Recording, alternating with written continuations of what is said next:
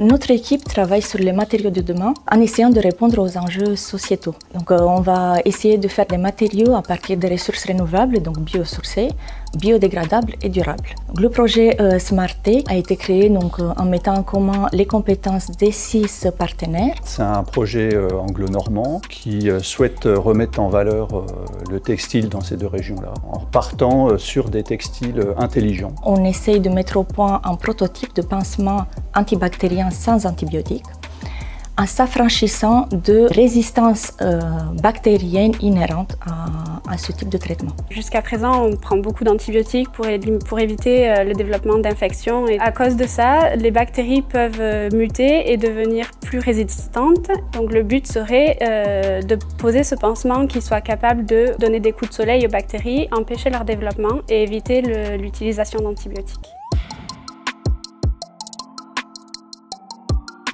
Ceci peut être réalisé par le biais des encres intelligentes. Notre rôle dans le projet est de créer un film protecteur de ces encres pour faire en sorte que leur durabilité augmente. Une de mes journées type est rythmée par de la bibliographie, pour savoir ce qui se fait dans le monde et pour avoir différentes idées qui seraient potentiellement en rapport avec mon projet.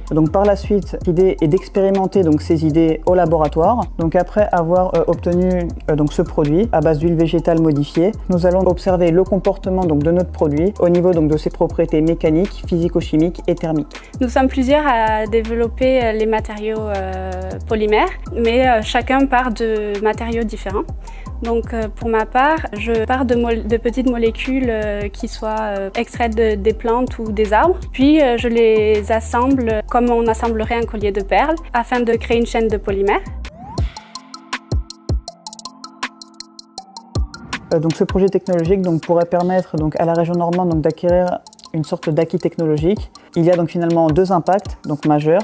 Le premier impact est un impact de limiter la prise d'antibiotiques et le deuxième est de limiter les coûts environnementaux. Ce type de projet a un rôle dans le développement un peu plus durable dans la formation de jeunes chercheurs dans un consortium international et pluridisciplinaire.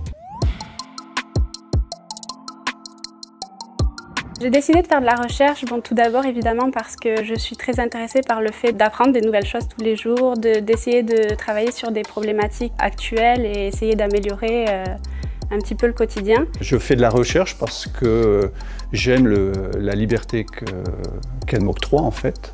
Et puis je trouve que c'est ludique, en tout cas la chimie l'est, c'est-à-dire qu'on a un vrai jeu de Lego pour faire les constructions que l'on souhaite. C'est un côté très créatif, on ne le pense pas comme ça, quand on passe en scientifique, on ne pense pas au côté créatif. Et moi je pense que d'avoir cette liberté d'horaire de travail, de manière de faire, c'est très enrichissant. Quand on cadre quelqu'un, on perd la créativité. Ce qu'il faut savoir, c'est que le monde de la recherche est un monde hyper vaste et il y a énormément de choses à apprendre. Donc ce qui veut dire que nous, en tant que chercheurs, on ne sait rien finalement. Et moi, ce qui m'intéresse, c'est finalement de résoudre des problématiques qui n'ont jamais encore eu de solution. En général, dans le métier du chercheur, ce qu'on trouve le plus, c'est des questions.